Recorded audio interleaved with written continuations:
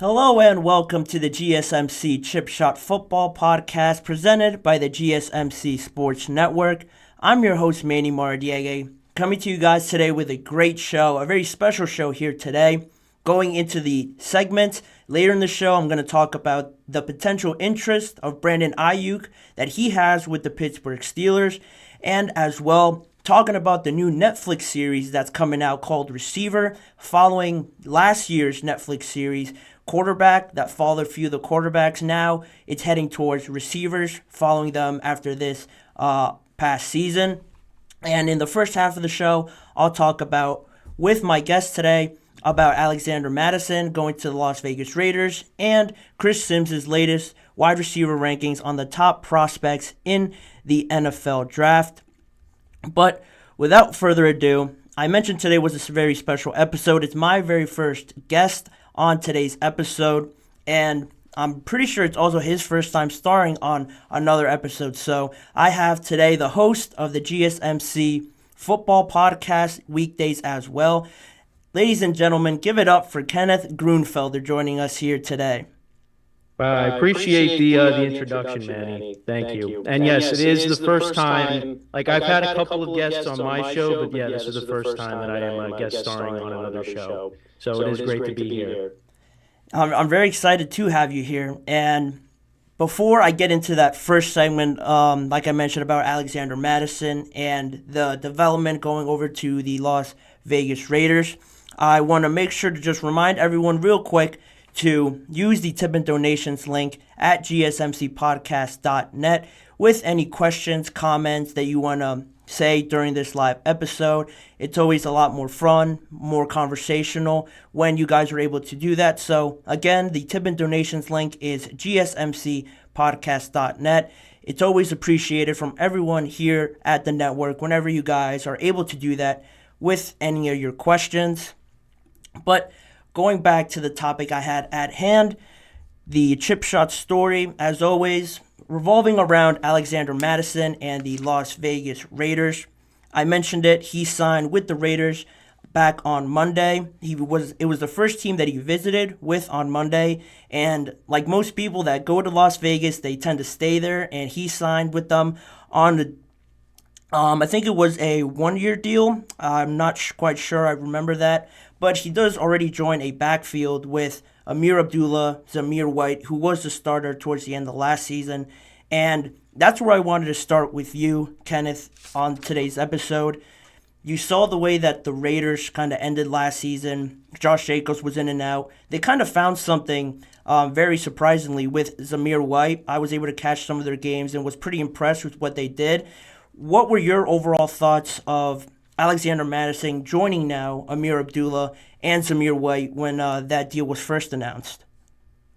I think it's really for depth. Because Alexander Mattison was with Minnesota for a while, and he was kind of that guy that filled in for Dalvin Cook whenever Dalvin Cook missed time, and he did a nice job. But then he finally got the keys, to the city and was the lead back, and it just really did not pan out. He really did not play that well. He had three total touchdowns, but two of them were receiving touchdowns. Really did not have an impact with the Vikings, and that's why they went out and they traded for Cam Akers, and then he unfortunately tore his Achilles. So they bring him in. Zamir White, yeah, he did a very nice job filling in for Josh Jacobs when he missed time. He was kind of one of the reasons why I lost in my semifinals in my fantasy playoffs. He ran for 145 yards against the Chiefs on Christmas. And I actually didn't. He got most of those yards towards the end of the game, and I actually wasn't watching the game. I was keeping track of it on my phone, and I was he was doing nothing the whole game, and then he decides to go off at the end. So yeah, I guess change the scenery. We'll see what happens for Mattison. But I guess at the moment you have to look at Zamir White as probably being the lead back for the Raiders. Yeah, and I think that's one way to do it. Of course, if Mattison plays well, he could have more touches, but I do like the quantity that they have, or maybe you could argue quality of instead of getting one very high caliber back in a Saquon or a Derrick Henry come in. I think just overall getting three guys to try and replace Josh Jacobs will probably end up being the best scenario for them. In an AFC West that I kind of want to transition into now, you've seen the Raiders make some pretty big moves, probably the biggest move in adding Christian Wilkins to pair him up with Max Crosby. So I want to get your thoughts on that. On top of where do you see them in comparison to, say, the Chargers, who have really lost people, a lot more people than they've added? What are your thoughts on those two things? Well, I think the biggest thing with the Raiders is their defense. I mean, that's been a problem for years now. And you saw once Antonio Pierce took over, there was a difference. And especially I'll go back to that game on Christmas. I mean, yeah, they capitalized on the Chiefs' mistakes, but still, like they went in there and they beat the Chiefs in Arrowhead, which is not very easy. And they didn't complete a pass after the first quarter, which again was amazing that they were able to do that. I like the direction that they're heading in going into next year. I mean, the biggest thing now is what they're going to do at quarterback. I mean, they signed Gardner Minshew. You still have Aiden O'Connell there. Those guys aren't the long-term answers. I mean, O'Connell, he was okay, I guess. And Gardner Minshew, listen, he did a nice job. When he had to take over as a starter for the Colts when Anthony Richardson went down. And he's kind of bounced around a little bit since he started out with the Jaguars. So, I like the moves that they've made. Again, losing Josh Jacobs is going to hurt a little bit, but you still have Devontae Adams there. Jacoby Myers was decent for him. Trey Tucker, their rookie, as well. Michael Mayer, they're expecting bigger things out of him in year two. So they got weapons. They just got to find the right guy at quarterback. And yeah, you also want to continue to, build up this defense too. But definitely adding Christian Wilkins helps to pair him with Max Crosby, like you said. But for me, when you also look at the Chargers, they have the quarterback in place. I mean, the roster looks a little different now on offense because you have all the guys that Herbert played with mostly. They're all gone now. You got Joshua Palmer, Quinn Johnston. You bring in Gus Edwards, and they're probably going to add a running back in the draft. I would imagine. So the Chargers are going to look different next year. So right now they're probably fighting for second, third place, and then the Broncos. I mean, you got Russell Wilson's cap hit, which is a lot. So they really got to figure something out there. But yeah, I mean, right now you're looking at the Chargers and the Raiders second and third. I think the Broncos are probably that fourth place team, and then of course there's the Chiefs, who they're ahead of everybody else. So again, the gap is going to close, I think. I think with Harbaugh now with the Chargers, they're going to head in the right direction. And the Raiders, again, we'll see it with Antonio Pierce, now taking over for a full season. We'll see how that pans out. But I like the direction that they're heading in. The Broncos, again, it's tough with the Russ cap situation that they have, but they put it upon themselves. They're the ones that released him, and they paid him the extension before he even played, for them. So that's kind of how I see the whole division. Yeah, and it's interesting that last part you mentioned there about giving a player that extension before they've even played. We saw it similarly happen just I think a few days now with Jerry Jeudy and the Cleveland Browns. He was on an expiring deal and they extended him. And regardless if you think that's good or not, there's always a talk about potential being there, and that's really what gets these teams to pay that amount of money. But in terms of still sticking with the AFC West and the Raiders, I think now, like a few weeks ago, maybe almost a month ago, I'm sure you saw those comments made by Antonio Pierce and kind of relating it back to the Jordan rules and trying to stop Patrick Mahomes Yeah, I comparing did a it. segment on that. Yeah. Right, yeah, and I also did a segment on it, and to me that just screams like defense, defense. They're trying to fortify their defense, which they have.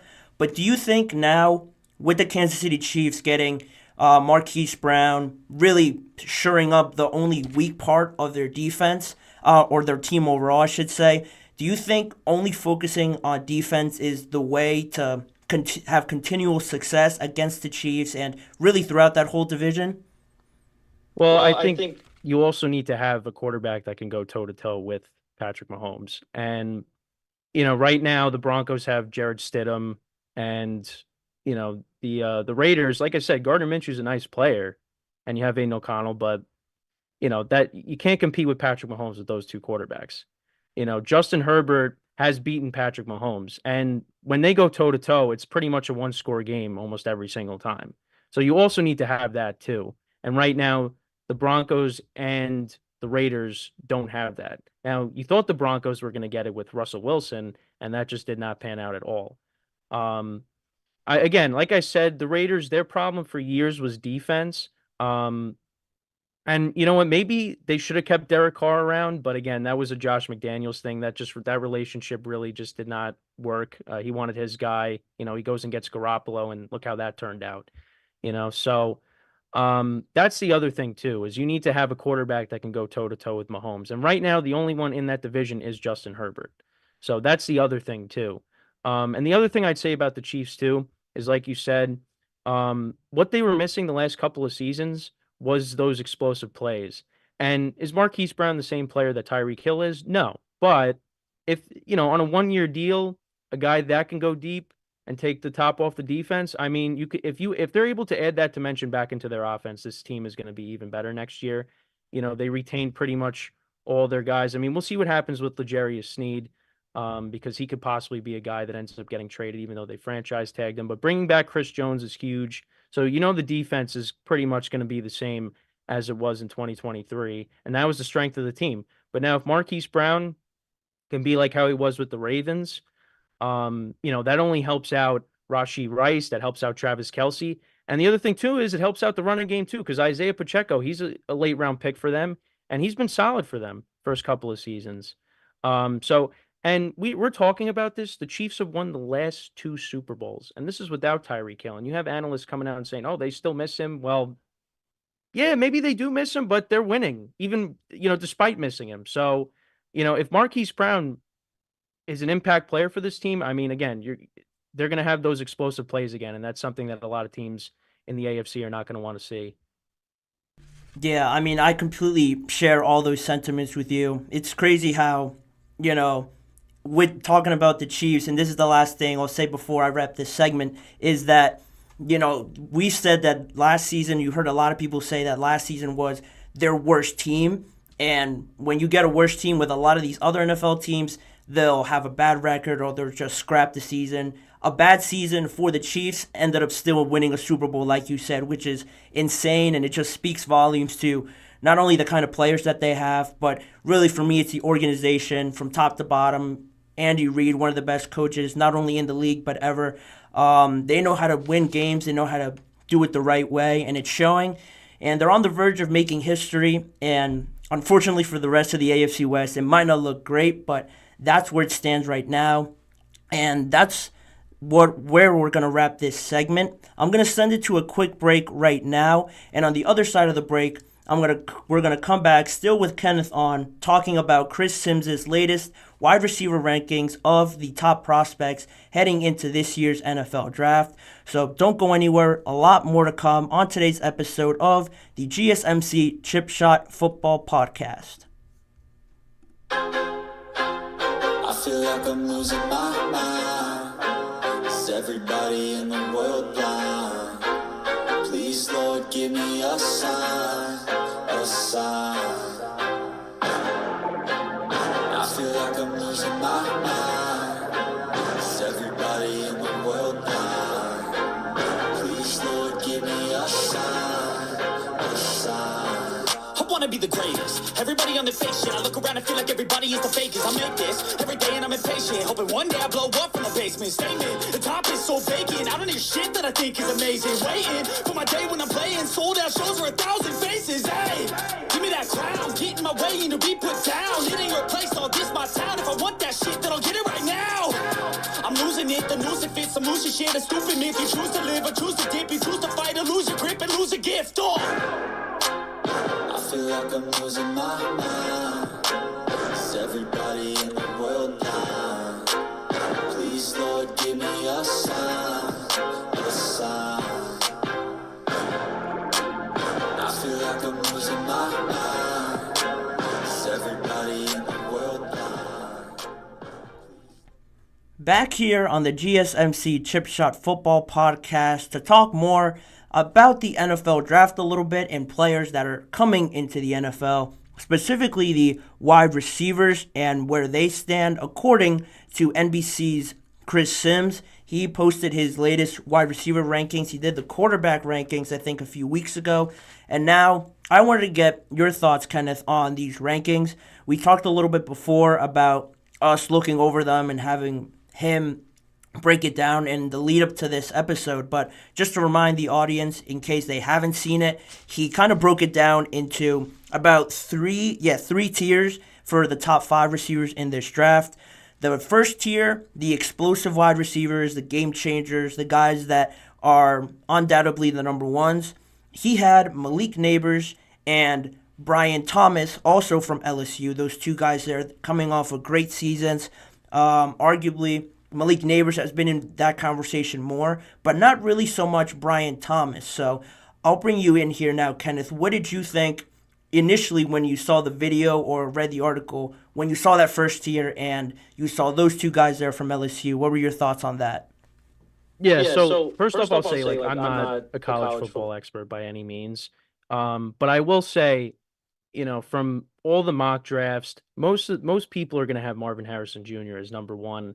And then you have Malik Neighbors, you have Rome Odunze, and then Brian Thomas is kind of like that fourth wide receiver there. And I did watch the video, and he broke down, his reasonings for his rankings. Basically, from what I took from it is that it's Marvin Harrison's Jr. to his ability to, or his lack of, being able to separate from corners. And, talking about how he's a 50-50 ball guy and things like that. With the other receivers. And Brian Thomas basically has like the same like build as Marvin Harrison Jr. They're both 6'4", they're both 205 pounds. But I guess he just prefers Brian Thomas over Marvin Harrison Jr.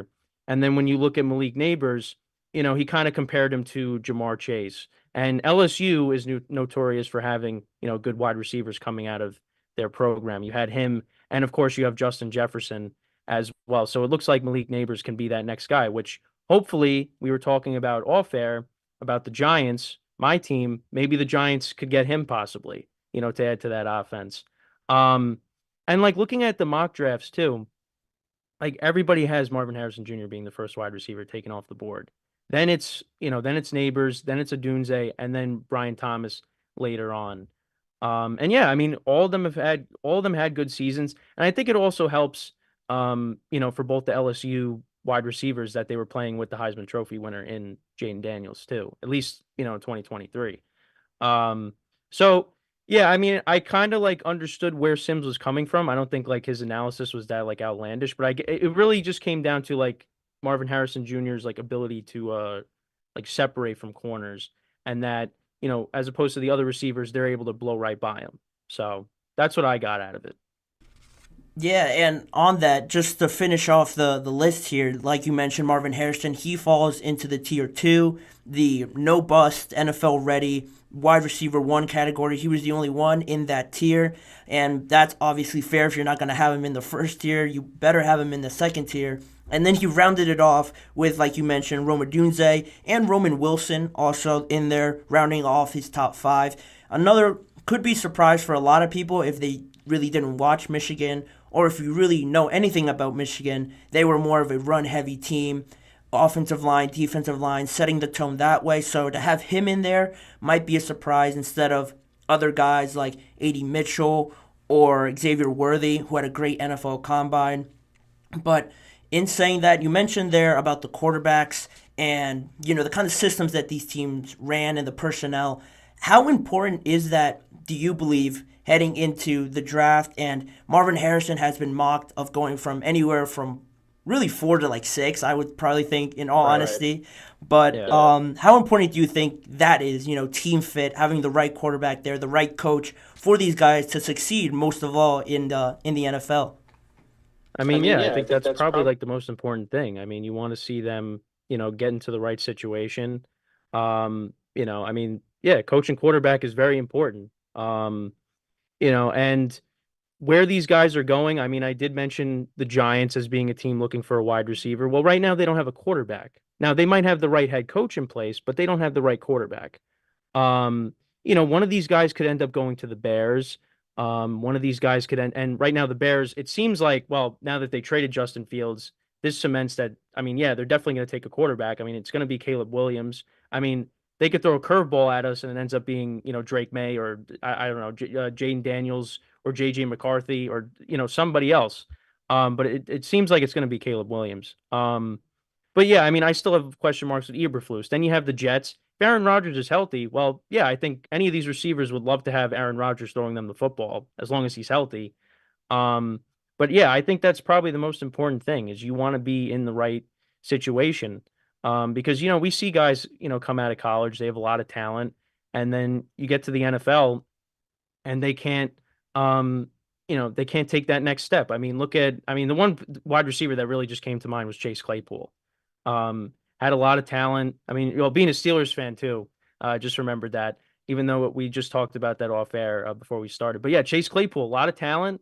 And then, it kind of fell apart. I mean, then he gets traded to the Bears and he was really a non-factor. And then he ended up on Miami. And then, it really didn't make an impact. So, yeah, ending up in the right situation is very important. And, I think like the Cardinals, that's another team I forgot to mention. They're up there too. The Patriots are looking for playmakers, but they're probably going to take a quarterback. I mean, the Cardinals, I mean, listen, Kyler Murray needs another receiver. They traded, D-Hop signed with the Titans and Marquise Brown's now with the Chiefs. So they kind of have to add, to the receiving core there, which I think is a good spot. I mean, Kyler looked decent coming back from his injury. So, and the Cardinals might be building something there. I thought Gannon was okay his first year as the head coach. So, we'll see. But yeah, I think that is the most important thing is you want to have these guys in the right situations. And sometimes that's not always the case because if you're, a top wide receiver in this draft, yeah, odds are you might not end up in the best situation. So. Yeah, and you know what's funny about that? With the number 4 pick being the Cardinals, they could take one. The Chargers now, it looks like they have to take one at 5. Yeah. I want to not only get your thoughts on before, because when I thought before thinking of this draft, I would have thought anybody that needs a receiver has to go knock out the door of the Los Angeles Chargers, but that seems to just have gone out the window now. Do you think now that they've, made the bed that they have to now lay in, trading away all their wide receivers, that they have to get one for Justin Herbert? Or do you still think there's value in that stockpiling draft picks, draft capital, trading down a little bit and potentially still getting one of these guys maybe just outside the top 10 or maybe at a 9 or an 8 spot? I think it's like one of those things where you kind of see how the draft goes. I mean, maybe a team comes knocking and says, hey, we'll give you this, and they trade down. But if that's not the case, then maybe they say, hey, we like one of these guys a lot, so we're going to end up taking him. And yeah, I mean, I think it is kind of important that they try to, add another weapon because, Quinn Johnson, they expected big things out of him in year one, and he was kind of a disappointment, a lot of drops and big moments. I know I talked about this on my show, like the Green Bay game. I mean, it was a pass right in his hands down the sideline and he dropped it. But that's just one instance. And Joshua Palmer's a nice player too, but again, I don't look at these guys as, number 1 wide receivers.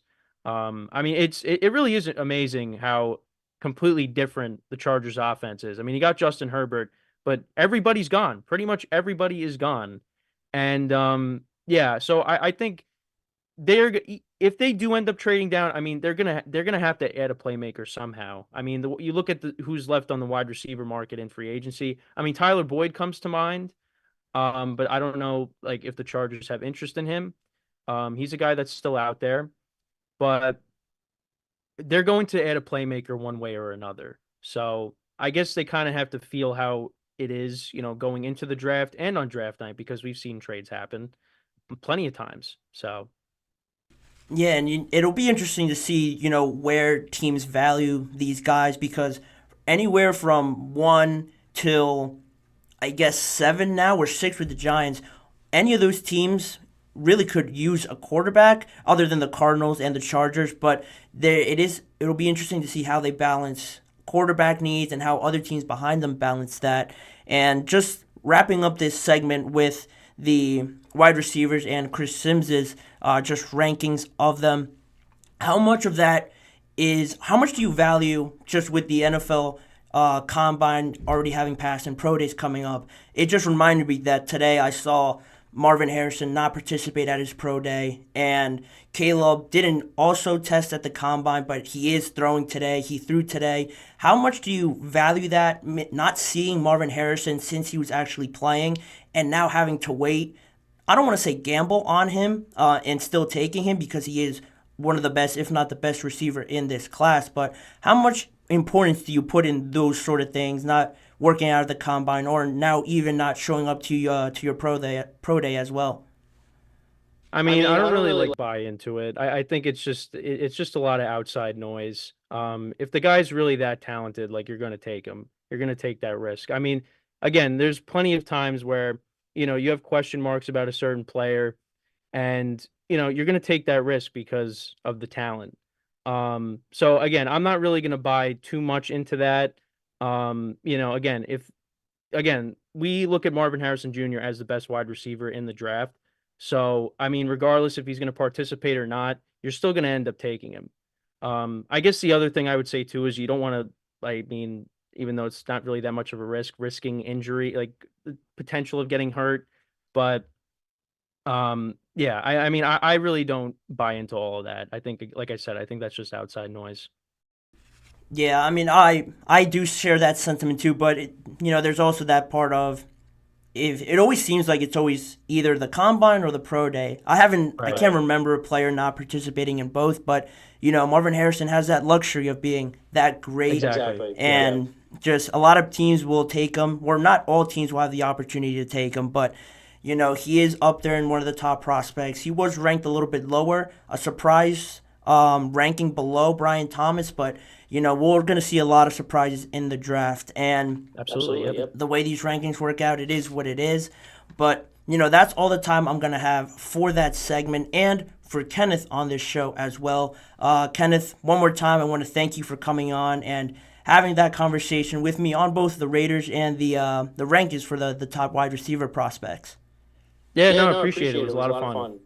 Yeah, and as well, I mentioned he is the host of the GSMC Football Podcast, so make sure to also go check his show out as well every weekday. Just remind me of the time as well for anybody listening as well. It's 10:30 a.m. Eastern Time, Monday through Friday. That sounds great, and I do watch his show sometimes as well, and he always puts out great conversation and great content out there, so make sure to go check him out.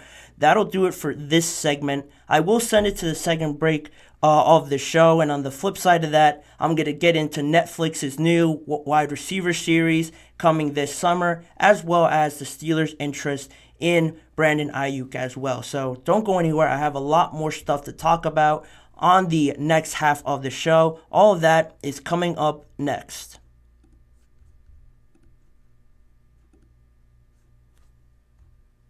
For the best and latest podcasts available anywhere, go to the podcast app on your cell phone and type in GSMC to access free content-rich podcasts on health and wellness, book reviews, sports, entertainment, relationships, social media, movies, technology, finance, and even weird news. Subscribe and download the GSMC Podcast Network's family of shows, available everywhere podcasts are found.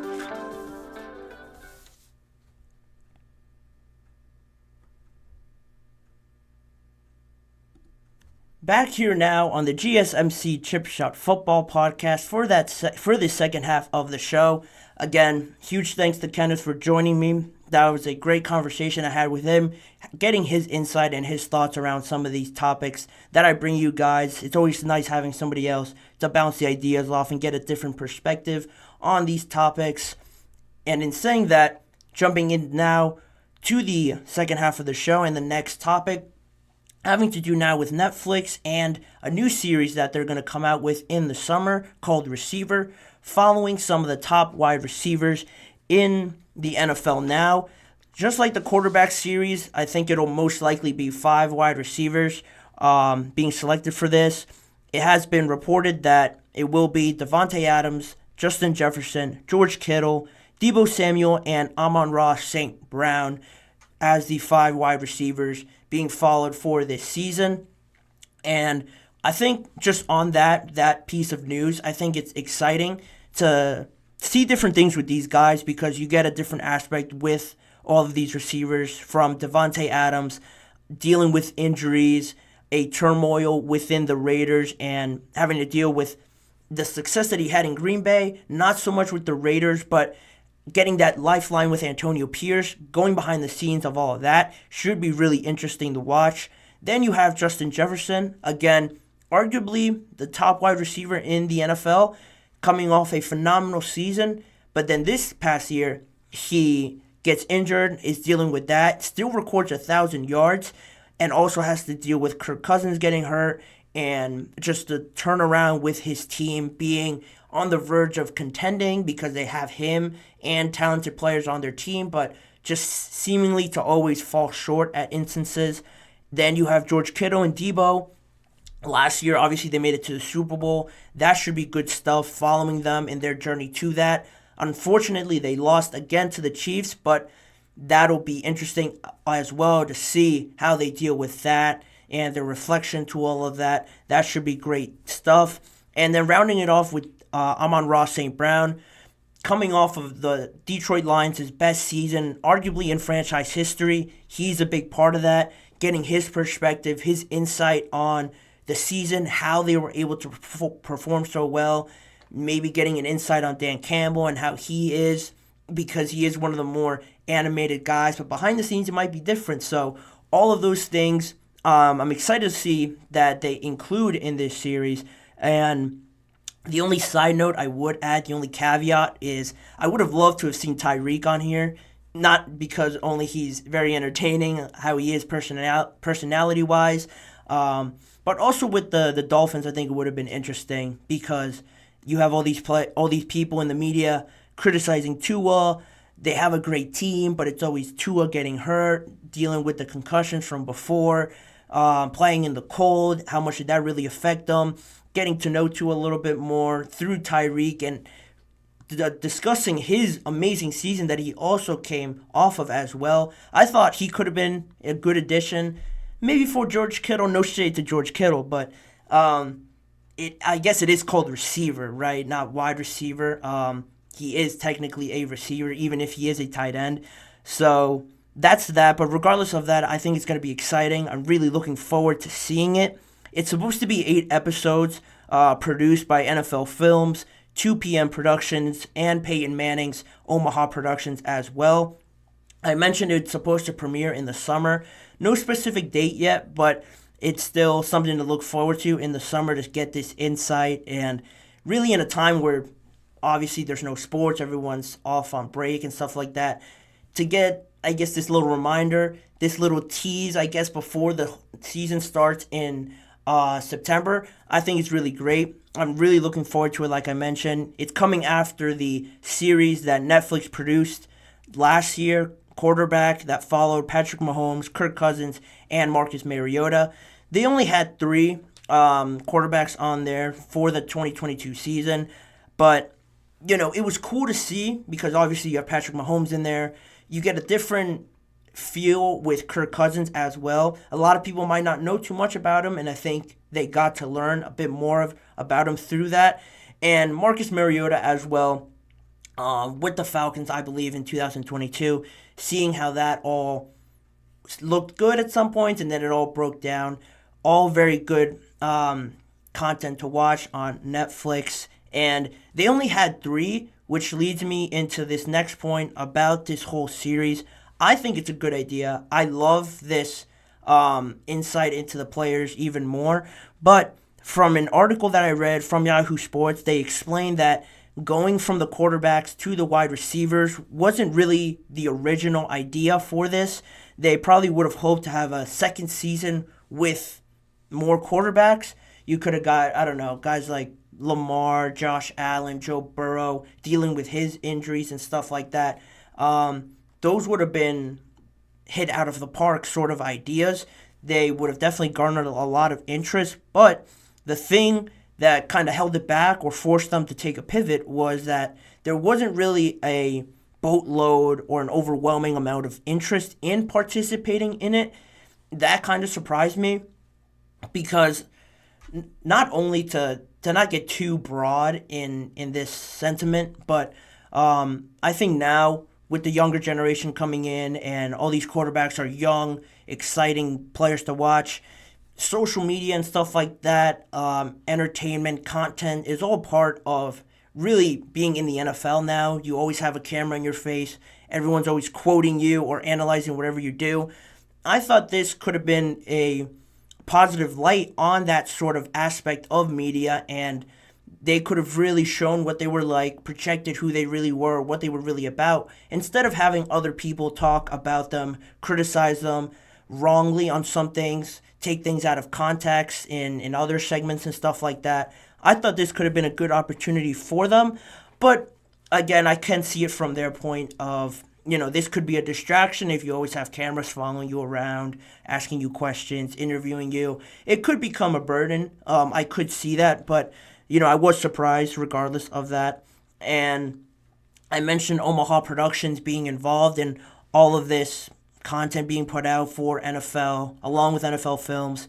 Peyton Manning actually had a funny quote on this lack of interest, and he said, I think maybe some guys are thinking it is going to be a distraction, even though I told a couple of them that I guarantee you'll win the Super Bowl like Patrick Mahomes if you do it. He said that back in September, and I thought that's just, he didn't take it too personally that these guys weren't eager to do this production right now. But I think as it goes on, once it becomes a bit more popular, who knows, maybe the following summer after this one, they could shift over to the defensive side of the ball, get some DBs. The DBs are always more of the boisterous and animated players on the field, so maybe following a Sauce Gardner, I don't know, a Marshawn Lattimore, someone like that, a Jair Alexander, always seems to give good snippets and quotes like that. Following guys like that, I think not only will it continue to grow this series, but I think it'll open up more people now in the NFL, to more players, I should have said, that, they'll see this, see that it's not really too bad once they talk about it with other players about it. I think it'll become more open to them, and I think over time you're going to see more people wanting to be part of this, because it is an opportunity to write your own narrative and control your own narrative, really, most of all. It's almost similar to everyone really having a podcast nowadays, like I do, and voicing their own opinions and stuff like that. I think these players, most of all, have a platform, or do have platforms to voice things, because their opinions and their voices matter in things other than football, and I think taking advantage of that can only really end in positive things. But regardless of that, this should be very entertaining, very good to watch on Netflix. And to be honest, just talking about Netflix and the content that they post, it's all great. I subscribe and everything. I watch Netflix, but sometimes, it can get a little bit old, a little bit repetitive. I'll hop on my soapbox here for a second. I'll hop on there and I'll see some things, and I swear I'll be on there scrolling and scrolling and scrolling, not really finding anything that I'm looking for, really. And I don't even know what I'm looking for, but it doesn't seem to be any of the options that they have on there. Going in a more sports direction docuseries, they have had it in the past, and it has been on there, but I've seen a lot of soccer on there, a lot of, not too much football, quite honestly. I haven't seen too much around the players nowadays. And I think that's the biggest point on this, that they have the biggest stars nowadays that just finished playing, which is always great. People always want to know more news, more insights that they just don't know. I think this provides that. A lot of people, I'm sure, will tune into this. And the way that Netflix is incorporating this, the sports nowadays, things that are going on right now, will only end up benefiting them, I think. Other than the receiver series and the quarterback series that they've done, they've also incorporated Formula One, Drive to Survive. That's also been on there for Netflix. Full Swing as well has been a program on there. And Netflix also announced back in, I think February or January of just the start of this year, that they're going to be following the Red Sox actually during this season. So baseball fans can also have that insight, or I guess Red Sox fans, really most of all, can have that look into the team over this upcoming season, just about 10 days or so away. They could look into that and follow their team through that way, which I think is going to be very great and awesome to be a part of. And also, if you do follow social media news and stuff like that, other than the typical sports, the Jake Paul and Mike Tyson fight, I'm almost sure will be aired on Netflix. And if I'm not mistaken, that'll be the first fight or combat activity that will be on there aired live. So, regardless if you're a fan of Jake Paul, you hate him, you love him, a lot of people love Mike Tyson. So, it won't stop people from joining that. And having it through Netflix, I think, is awesome because a lot of people, if you listen to mixed martial arts or boxing, executives and stuff like that will always say that they don't want people streaming this illegally, but everybody still does it.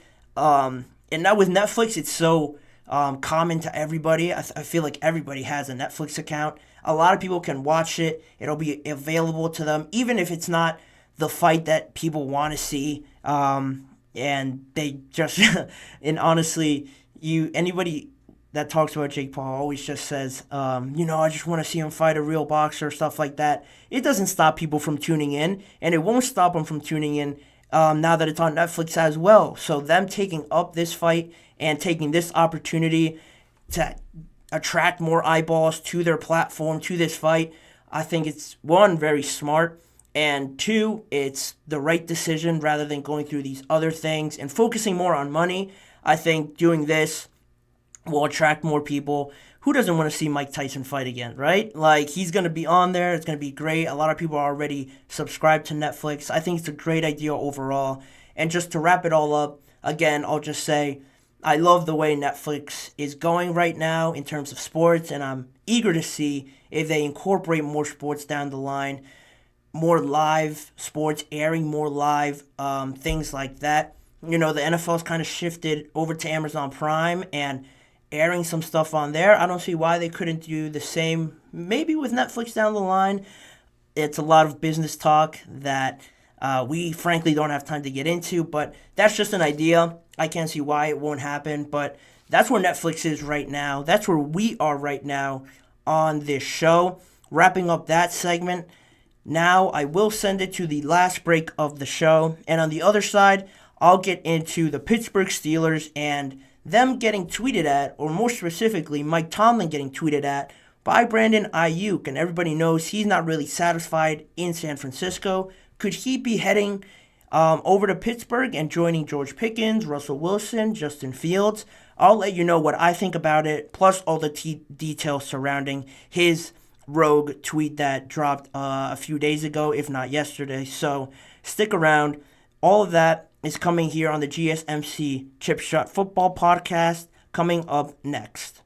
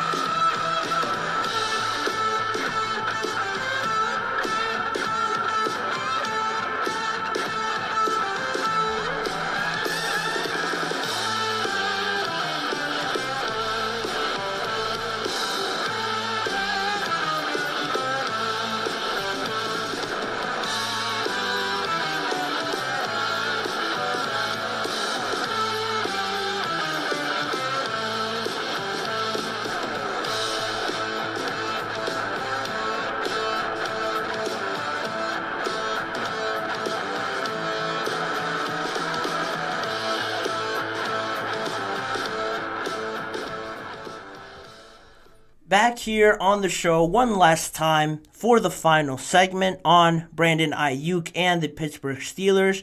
Could there be something there, some sparks flying between the two sides? I'm going to get into that, but first, for the last time, I want to remind you guys one more time, if you have any questions, comments during this live show, to please use the tip and donations link down below at gsmcpodcast.net. It makes sure I'm able to see any questions, comments that you have over here to my right in the chat box. Maybe give me a question, make it more of a conversation, a discussion. I always try to make the last segments more of a discussion. So if you're able to do that, again, the tip and donations link is gsmcpodcast.net. A big thanks from me and the network anytime you guys are able to donate and use that link. And in saying that, I'll dive into the last topic around the Steelers, which have become the story of this offseason, really. I'm really not used to talking in general about the Steelers with my friends or anything like that because they usually just keep quiet. And it's funny now that I have a podcast, right? They have the most active free agency of my time being a fan, which is great. It gives me more things to talk about. And now it's this story about Brandon Aiyuk and the Pittsburgh Steelers. Funny enough, I love the way that Brandon Aiyuk acknowledged the meme that he looks like Mike Tomlin just with a bunch of hair. And honestly, once you see it, you can't unsee it, how accurate that sentiment is and how accurate those pictures are. I love the way that he acknowledged it and tweeted at Mike Tomlin. I think yesterday yesterday, that, he added him and he said that, he said, at Coach Tomlin, they say we twins, what you think, and then gave him the eyes emoji as well. And that all sparked or really supported the idea that Ray Fittipaldo of the Pittsburgh Post-Gazette was harping on during his live chat yesterday as well. And while he was on there, a lot of people in that live chat asked him about the Steelers' activity in acquiring another wide receiver because they obviously traded Deontay Johnson away. So they're going to need a very good number 2 or a 1A to George Pickens as well. Tyler Boyd has been voiced there. Now Brandon Aiyuk's thrown in the mix. I think today I also saw some rumors or just some whispers about Terry McLaurin also being a potential target. That was all mentioned. Fittipaldo replied at one point when he said, the Steelers are doing their due diligence with the trade market. And you get that quote on top of, I should have wrote it down, but I'm almost certain it was Gary Dulac as well that also said that when they asked him about the Steelers' wide receiver activities, that he said, or they asked him about Mike Williams. I apologize. He said they asked him about Mike Williams and how interested the Steelers could be in him. And he said, yeah, that there's interest, but they could be looking at a bigger catch in free agency or in a trade. So those comments are pretty much the same. Gary Dulac's comments are a bit more intriguing because, you're talking about Mike Williams, and he responds with, going bigger than that, looking for bigger targets. It gets everyone in Pittsburgh excited, anyone that's a fan excited, just dreaming of who you can get. But right now, all the talk seems to be about Brandon Aiyuk, and he seems to be the most realistic, I think, because obviously Mike Williams signed with the Jets, so that's out the window. You're talking about Terry McLaurin, but I don't think the Commanders would move on from him because he's been there so long and he's been waiting for a quarterback to throw him the ball, a really good quarterback to throw him the ball. It didn't work out with Sam Howell, and now you're sitting at number 2 where you can get Jaden Daniels or Caleb Williams. So I don't see them. It doesn't make sense to still draft the quarterback and then trade away the number 1 receiver. So there's that, and you're left with Brandon Aiyuk, and it brings up this idea that the Steelers have really suited this aggressive mentality that their general manager has brought in, Omar Khan, and now Mike Tomlin too as well, have been very aggressive this offseason. It's a breath of fresh air, like I mentioned before, when they traded for the two quarterbacks or acquired both of them. Now you look at Brandon Aiyuk, and I like the idea, but there is some hesitancy in me because of what Mia O'Brien, a journalist in Jacksonville, Florida, said that the 49ers were asking from the Jacksonville Jaguars in their interest of Brandon Aiyuk. They were asking for the Jaguars' number 17th pick and also Zay Jones on top of that for Aiyuk. And the Jaguars thought it might have been too much. It was too steep of a price to go through with it. And that kind of gives you a ballpark of where the 49ers are looking at. They have a great young receiver in Brandon Aiyuk. Obviously, they would love to keep him, but you have the money talk. Can they afford to keep him? And you have the Super Bowl where Brandon Aiyuk's relative posted on social media that, he didn't like the way Aiyuk was used at all, barely getting targeted and stuff like that in the Super Bowl. You have that aspect of it. So does Brandon Aiyuk want to sign with the 49ers again? You have that. So it kind of feels like he won't be on the team, but if the 49ers are asking for that much, they don't have to trade him. They don't have to get rid of him. So they could hold firm. If nobody meets their price, then it stinks for everybody else. That's the price. We're not moving from it. You take it or you leave it with Brandon Aiyuk. And if you're asking that much for the Steelers, or from the Steelers, I should say, I think that could be a deal breaker.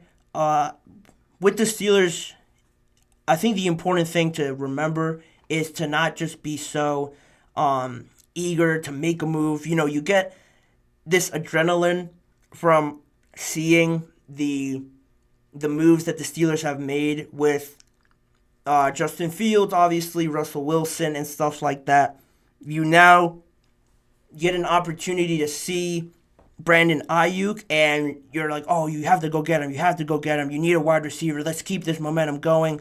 We're getting everybody that we thought we could, or we didn't even imagine we could get. Now there's a real possibility.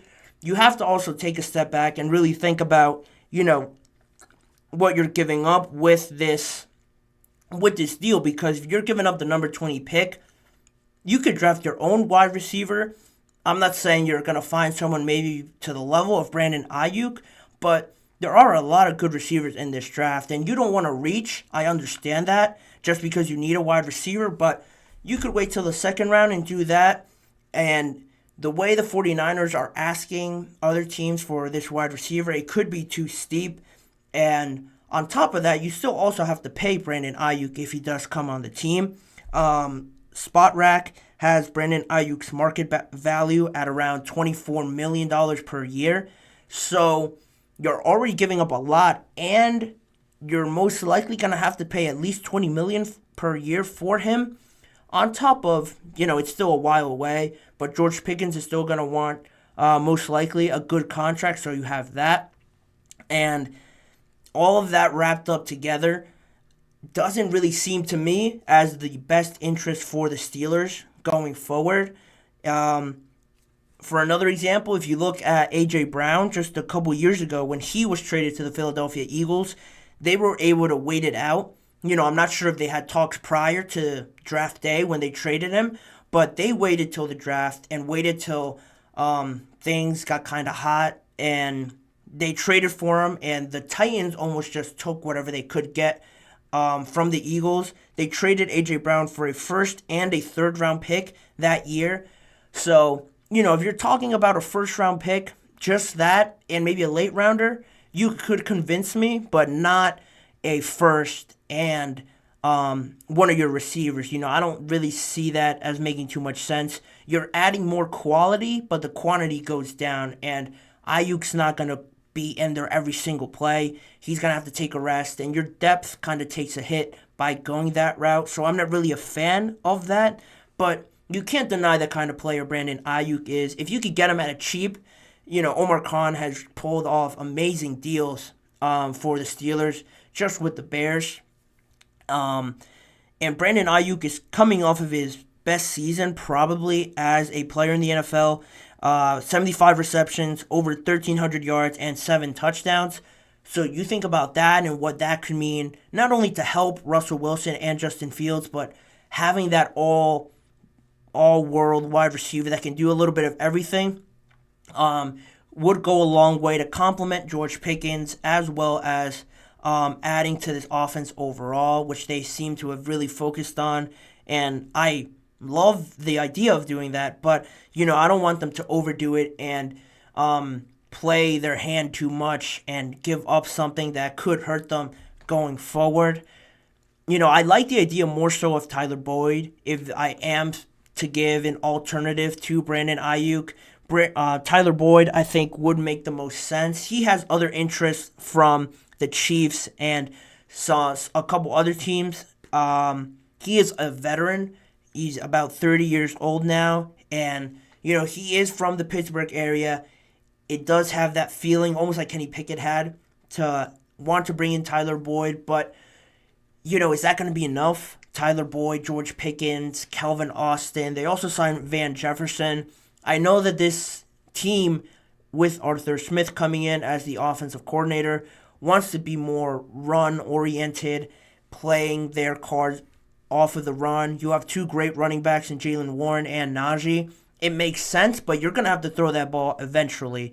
You can't always throw it to George because he's going to get all the double teams now, even more so than he did last year.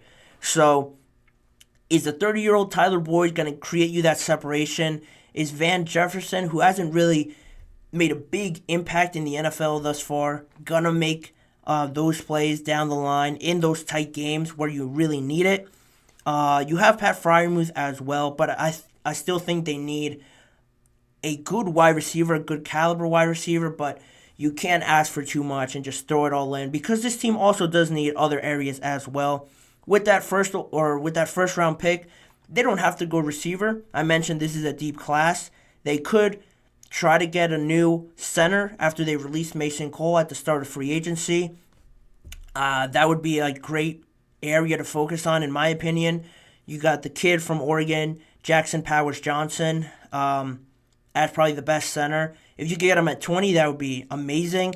You also need another offensive tackle to move Broderick Jones back to left tackle and bring in a right tackle. I've seen Amarius Mims from Georgia be drafted there. Most recently, I saw Tyler Guyton from Oklahoma be drafted to the Steelers, or I should say mocked to the Steelers. So those are all great options. I wouldn't be against those options. That's something a lot of people, I think, have to remember in this situation with the Steelers. They had a lot of lacking areas. They've addressed some of them with Patrick Queen at middle linebacker, bringing in the quarterback, obviously, which is the most important thing.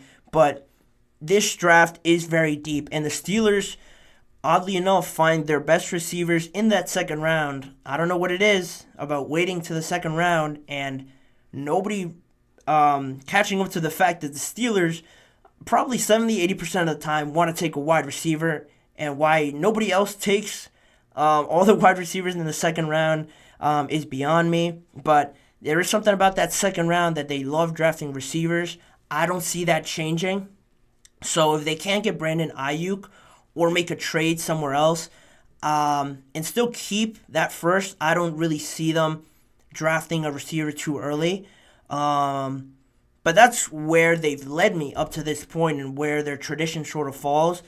But with Omar Khan, this new way of doing things, I'm for it, but, you don't know what to expect, quite honestly. I could say all of this, and they could trade for, I don't know, Brandon Aiyuk or Terry McLaurin in next week or over the weekend.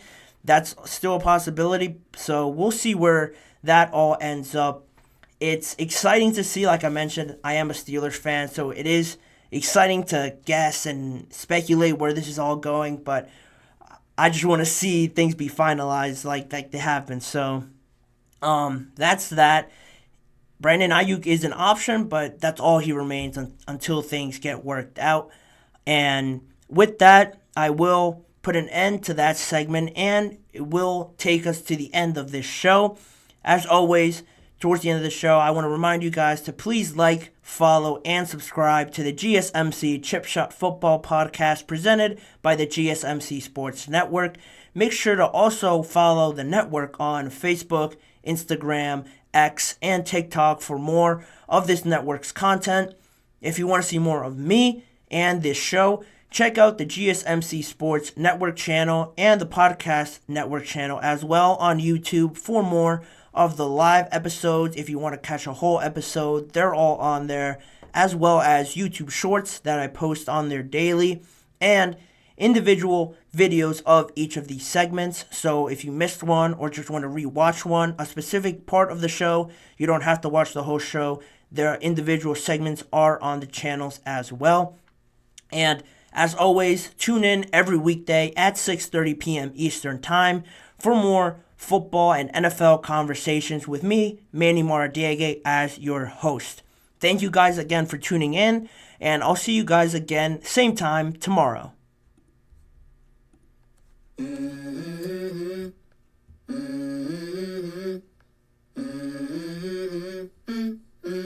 Let's go. I wake up to a little bit of drool on my pillow, feel like it's gonna be a bad day. Yeah, I'm tired of shit, and the coffee ain't hit yet, damn, ain't that great.